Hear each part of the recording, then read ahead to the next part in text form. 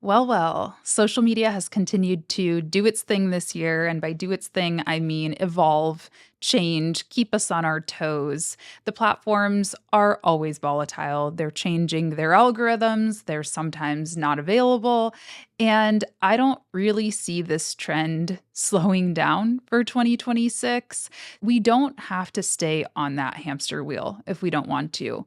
I want to talk today about 5 strategies that you can use in 2026 with your clients, if you're a marketer, with yourself, if you're a content creator, and to promote your products or services if you are a business owner. These things are not just my, own personal predictions. They are my opinions, of course, but they're based on data. They're based on stories and strategies that I've seen either myself, my clients, or creators I admire use over the past year. And I really, truly do believe in them. And the first one is one that I can wholeheartedly say we all have got to invest in, and that's storytelling. You can love it or you can hate it.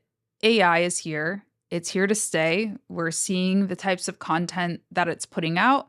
And I think the market is responding. Now, I will say, I think you've got to kind of decide which side of that you're on, your business is on, your client is on.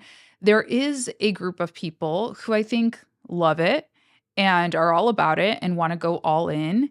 That is okay. What I want to talk about today is the everyday consumer, I think, who isn't like a tech nerd, who isn't like an AI nerd, is just a human wanting to connect with people on the internet, wanting to learn on the internet, wanting to have fun on the internet. And I think those people are speaking pretty loud and clear, whether they really even realize it or not. People connect with people.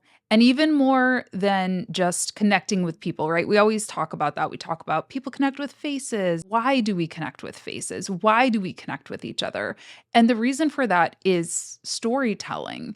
It's that we see maybe ourselves in another person. This business owner, this person has overcome some challenges that I'm currently facing. And so, therefore, they're more relatable to me. They can understand me better when they are I'm coaching me, or when they are doing my social media, or when they are selling me a product or service, or heck, maybe I just want to support someone who's, been through the same things that I'm going through. So we're looking for connection points, and that is something that a robot doesn't have. Authentic connection points.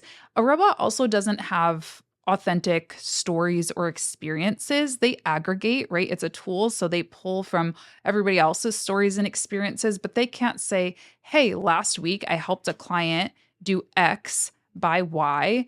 And maybe like, here's a learning, here's something that you could take away from that. So I am encouraging all of my clients, all my friends, all my students, I'm encouraging myself to really lean into your expertise, lean into your experience, lean into your authority. It might feel like you don't have any. You might be like, you know what? I don't know how to show up as an expert. And this is the thing about storytelling. You don't have to be. I think by showing up imperfectly, you are showing up as an expert. If you are talking through your process, talking through, your wins, your fails, your problems that you're going through as they relate to your business, of course, I think that is positioning you as a leader in that space because at least you had the courage to try, right? A lot of people don't. A lot of people don't, for whatever reason, ever make it out of their heads. So lean into that. I went to a conference recently, and one of the speakers had a slide up and she was telling us all about storytelling in her session. And her slide had a picture of a brain. It said that your brain doesn't know the difference between lived experience and a story. And I think maybe that's a little bit of an oversimplification. I'm not a neuroscientist, but essentially the idea is if I tell you, hey, YouTube changed my life, you should get on YouTube. Okay, like, that's something, maybe you relate to that. But if I tell you the story of how I had a painful foot surgery and was off work for several weeks, and that's what led me down the YouTube rabbit hole, and I really fell in love with the idea of creating content. And so I started just for fun. And 10 years later, I built $1 million business from that passion that I didn't even know that I had and so on and so forth, like you feel like you walked that walk with me, right? You feel like my win is your win in a sense. You are more connected to me. And I'm sure some of you have gotten foot surgery. Some of you have been off work. Some of you have dreams, or maybe you already have reached the $1 million mark in your business. And there is a point of connection there, right? I want to show you an example from a creator that I follow. Her name's Mikkel. She's a vlogger. And so for those of you who are content creators and trying to figure out, okay, how do I tell better stories and how do I use them to actually make better money? I want to show you an ad read she did actually that I thought was just so genuine, so authentic, and it told a story. I'm going to have my link down below in case you are someone that has never tried them out. I actually was trying to convince my mom why it's such a good idea for her to sign up, because she does not live near any like nice grocery store. The closest one to her is probably an hour away. The reason it worked isn't because she said, hey, Thrive Market, 15% off, free gift, whatever. Okay, fine. She said, hey, my mom can't get high quality groceries in her area. That's a sticking point now for me whenever I'm thinking about my friends, my family, myself, who might live in an area where there's not a nice grocery store nearby. It's a point that I'm going to remember. And she also set up her ad read to explain why she's doing this ad read, and to authentically explain that this is an important part of her job and that our support matters to her, essentially. That's storytelling. Now, you don't have to be vlogging your life to be a storyteller, obviously. Again, if you're a business owner selling a product or service, take us through the journey, right? Give us more about the product, about the service, about yourself, about the inception of the company. If you are a social media manager creating for these clients, you need to be digging deeper when you're writing your captions, when you're strategizing your content. Another thing that I see being extremely important in the year ahead is local first content. I did a couple of different interviews with students of my programs this past year. One, Diego, who owns a video and social media company who helps real estate agents in the DMV, DC, Maryland, Virginia, and also with a Connecticut-based social media manager named Caitlin Grad. And what did I say when I explained who they are? I included their locations because they have specifically branded themselves around those locations and serving clients in those locations. And I think it is something that in today's world we're caring about a lot more. Clients are wanting local service providers for a few reasons, I think. I think number one, there's a cost of living crisis going on, in particular in this country. Sounds like it's global. And I think people feel good when they are hiring from their communities and they are, making a small difference in that way and building connections with one another. This is something that we're going to talk about throughout this episode. Connection is so, so important. But I also think in terms of the social media manager role, the scope has exploded over the years. I talk about it every single year, really.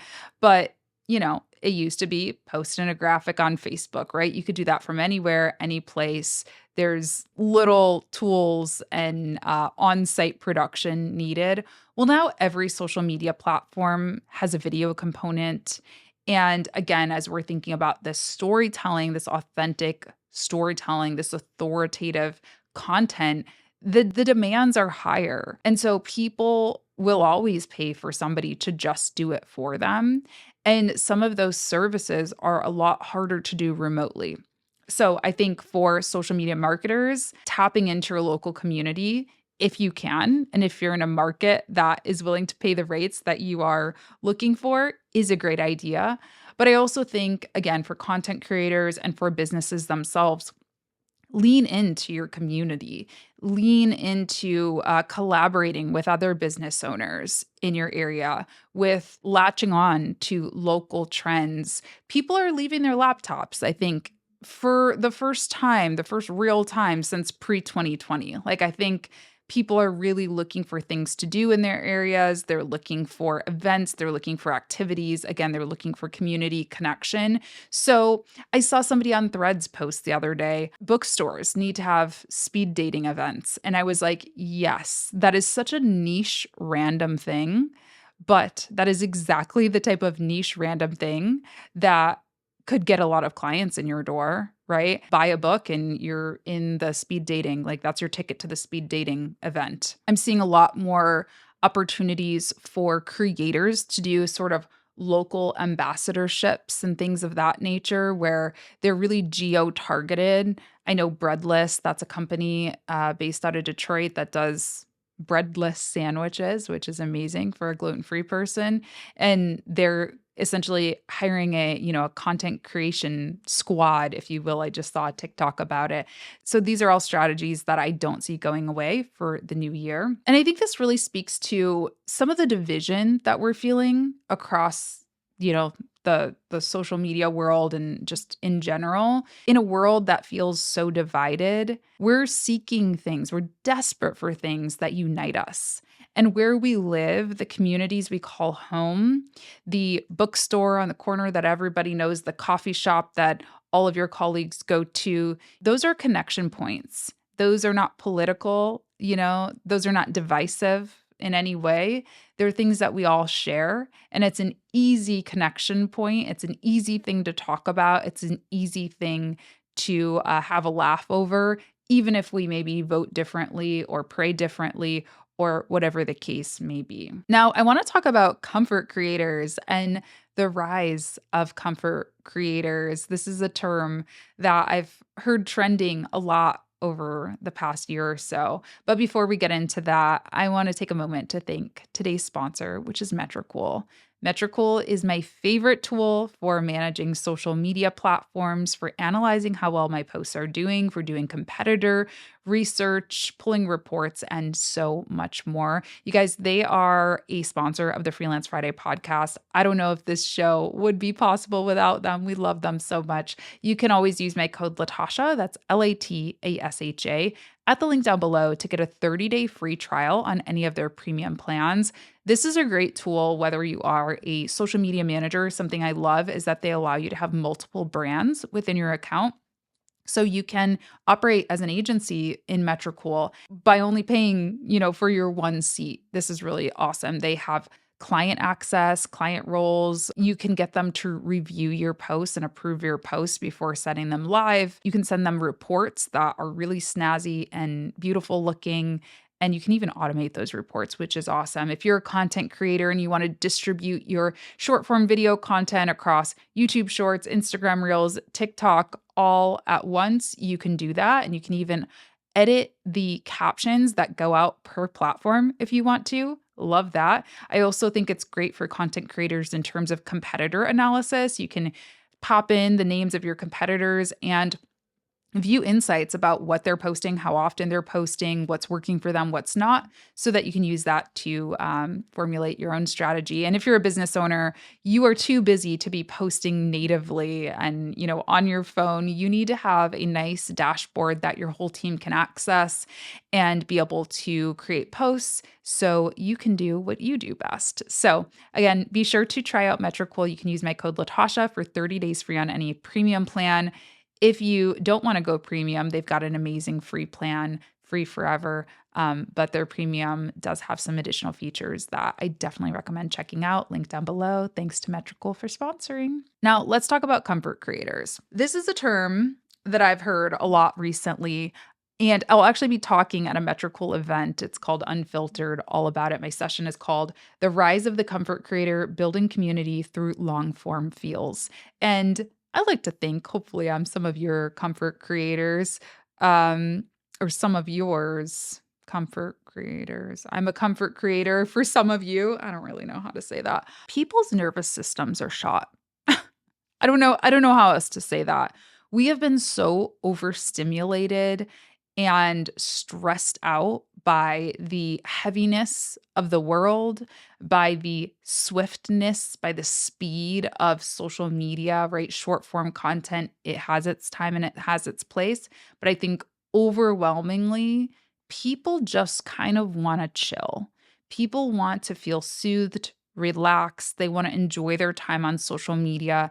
They don't want to doom scroll all day long. Our nervous systems are begging for a break, and comfort creators, I think, are maybe potentially a part of that. Comfort creators, this term, I think, just refers to somebody who you always watch, and it's like that show, the show that you've watched a million times. For me, it's Sex in the City. For some people, it's Friends or Gilmore Girls, I think is a popular one. I don't have to necessarily tune into every single word to have a laugh or to, feel like I'm hanging out with my girlfriends, my four best girlfriends in New York City when I'm watching an episode of that show. I think that's essentially the concept of a comfort creator as well. You can tune into one of my vlogs and feel like we're hanging out. And again, you don't have to necessarily be sat with a notebook and pen to enjoy what you're watching. Similar for this podcast, although this is educational and informative, it still has a conversational feel. It's still laid back, I like to think. And, I'm not trying to shout at you or, tell you exactly what to do with your lives or businesses. I'm just here figuring it out myself. This is something that I think is a stark contrast to a few years ago. A few years ago, it was all about that. It was all about like showing up as the smartest person in the room, being the biggest expert, and, being a little heavy-handed with it. And I just don't see that content performing as well anymore for a number of reasons. I think there's more competition in the market, and therefore people are more confused. If I brand myself as a marketing expert, and tell you to do something step by step, but then you also are listening to marketing expert B, marketing expert C, marketing expert D, and also you're a marketing expert in your own right. Well, things start to get confusing. And also, like I said, I think people are just overstimulated and overwhelmed. Now, does that mean that you need to vlog your daily life like I do? No. Especially, you probably shouldn't if you are, a financial services company or, I don't know, pretty much anything besides somebody who is a content creator, right? You don't need to do that, but there are ways to soften your delivery. Maybe step out from behind the desk in your content and go for a walk and talk about the topic at hand. If you are financial services, you teach people how to invest, go show me what your investments are doing for your life. If that means that you take vacations, if that means that you have a beach home, if that means, that you take afternoons off because you only work part-time now because you've invested so well, take me along on that journey and tell me the 5 steps to start investing on a hike at the beach, so on and so forth, right? There are different ways to do it, but I think this idea is about just being a little bit more relatable. And listen, if you live an extravagant life, if you are a multimillionaire because you're a really smart investor, that doesn't mean that you have to go pretend you're, getting a meal from a food bank. No, absolutely not. But I think you should be in touch with what's going on and what everyday people are struggling with, because people do care who they're buying from. And yeah, you don't want to pretend to be someone you're not. But I think being accessible, being grounded goes a long way in today's content world. So think about that when you're creating your content or consulting clients on their content. Something else that you should think about is written content. Every conference that I go to, every time I speak to an entrepreneur about marketing, they're always asking me about threads. This is like the new cool guy in school. Even though it's been around for a few years, I think it's finally really starting to hit its stride for a lot of people.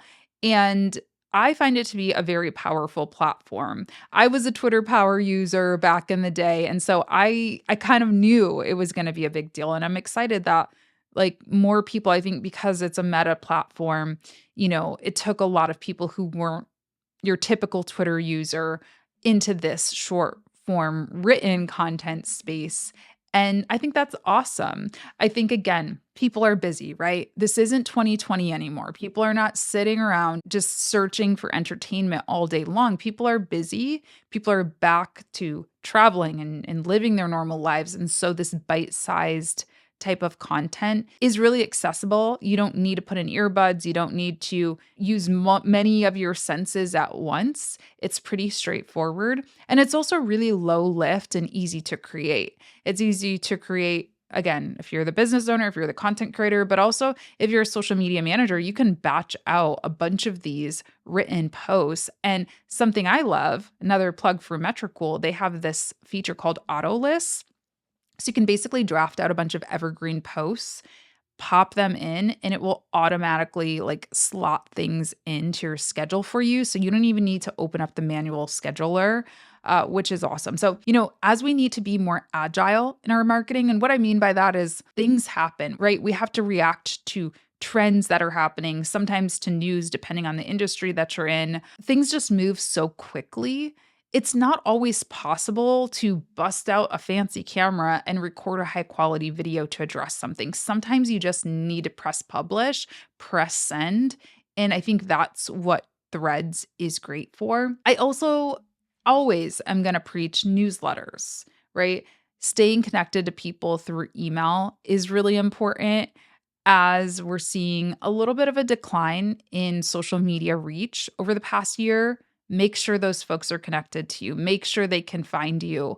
If they decide to leave social media, a lot of people are leaving social media. Not a lot, as in this industry is gone. No, I absolutely don't believe that. But people are leaving social media for many, many reasons. And so you want to make sure that you can keep up with them. So make sure you have an email list. Make sure clients have an email list. I'll leave my Flowdesk link down below if you want to sign up. Very limited time to lock in that unlimited pricing, by the way, on Flowdesk. So I think it's a great one to start with, but also blogs. You guys, I have so many people in my network who are crushing it with blogs. And I was at this conference that I mentioned earlier. I was talking to a newsletter expert. They operate an account in a newsletter called Growth in Reverse. And we were just talking, and it was suggested to me that when I send out my podcast and my emails, that I accompany it with a blog post, because something that their data, their research has shown is that people like to skim, right? People like to skim those blog posts, decide if they want to come back and watch that full video or listen to that whole episode. There was also some SEO benefit to it. So don't forget about the written word. It's something that I think, I don't know, is reading cool again? Bring back reading. I think people are a little videoed out. And I say that as a video creator. I think long form is different, but I think short form in particular, people are a little over it. Last thing I want to talk about are communities and private spaces. I told you social media engagement is down. Again, that doesn't mean that social media is dead. That doesn't mean that you have to quit your career, that you have to pivot, that you have to do something different. But I think there's a number of reasons why people are a little bit less willing or interested in leaving public comments on an Instagram post, for example. One of those reasons is data. People want to be in control of their data. AI is the thing. AI is training itself on everything, allegedly. Okay, I don't know what I'm allowed to say or what they have admitted to, but like if it's out there publicly, I operate under the assumption that some AI bot is, using it to improve their products. And I think a lot of people are just a little bit more cautious about that. I think we've seen sort of a backlash of the influencer as well, which is maybe a whole other topic for another video. But, I think influencer is not quite as highly regarded as it was a few years ago. I think a lot of people kind of think it's a little cringe to be interacting with influencers. Again, these are very small subsets of the population. I'm not saying you should not be an influencer, not be a content creator. I don't think there's anything cringe about liking creators. I'm a huge fan of so many creators, but there is a small subset, I think, of people who are kind of penduluming, let's just say, and going from loving content creators to kind of hating them. I think there's many, many reasons why we're seeing lower engagement. But, I think above all, the reason is that people want genuine, authentic connection. And when we are come an ebook to get it DM'd to you in your inbox, that's not genuine connection. And I use those tools. I think they're fantastic when you're trying to get conversions, when you're trying to get signups. I think they're awesome, but they are not genuine, meaningful, one-to-one connection. I think that is happening in private communities. So if you're only relying on your comments section to get feedback from your customers, from your clients, I recommend moving that community to an actual private community. This can be something free like Slack or like Discord. I personally have a school group. I also have my courses that, have community elements to them. There's platforms like Circle. There are so many out there that people are using, and it doesn't really matter what the platform is, in my opinion. But I think it just should be a place where people can connect with you, where people can tag you, ask a question. Facebook groups is another one. We talked about this in my interview with Caitlin, and this goes along with the local strategy where she's getting the majority of her clients are Facebook groups. I actually have another client that I talked to on a coaching call. She's getting the majority of her clients from Reddit, my favorite. This is actually on my bucket list for this year. I want to create a public Reddit. Maybe this episode will hold me accountable. I have a private anonymous Reddit, and that has served me well over the years. But yeah, no profile picture, no real name. But I do want to create a public Reddit because I'm seeing a lot of people getting clients and business from that. That's not necessarily a private thing, right? That still is a public website, but it has this kind of old school internet feel, this true community feel. People want that more than ever. So expand your mindset a little bit. Think outside of just what can get me the most viral views and likes and what can look the coolest on a cell phone, and think about what can resonate the most deeply. I think that is really where we're at with social media in 2026. What is going to touch people? What is going to move people? What is going to compel a conversation? Because at the end of the day, we cannot have businesses if we're not having conversations. Business starts with just talking to people. And so we have to figure out how to get people to talk back to us or talk to us in the first place if we want to move that needle forward. So, those are just my thoughts. If you have any questions or ideas, please, I would love to hear your ideas actually in the comments. Be sure to do that over on YouTube. Oh, and by the way, I'm hosting a challenge. I'm working on this right now. I'm calling it From Scroll to Soul. It's going to be an email challenge. So you'll get an email every single day. And I'm going to help you really uncover your own storytelling framework. Because listen, storytelling, like I said, it's more than just saying, hey, I'm Latasha. I like videos. You should hire me, right? That's not compelling. We got to dig deeper.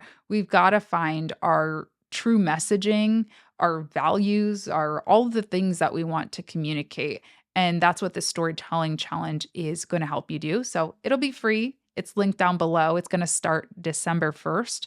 If you sign up after then, it'll automatically go out to you. So stay tuned for that. Sign up though, actually for that. And again, huge thanks to our sponsor Metricool for helping me make these videos and podcasts possible. Use my code Latasha at the link down below. Thank you so much for tuning in. I would love to hear your predictions for 2026 or your hopes, your dreams. We can create our reality, right? So if there's something you're hoping we do to shift in the landscape, hey, anything's possible. Thanks for tuning in. I'll talk to you in the next one.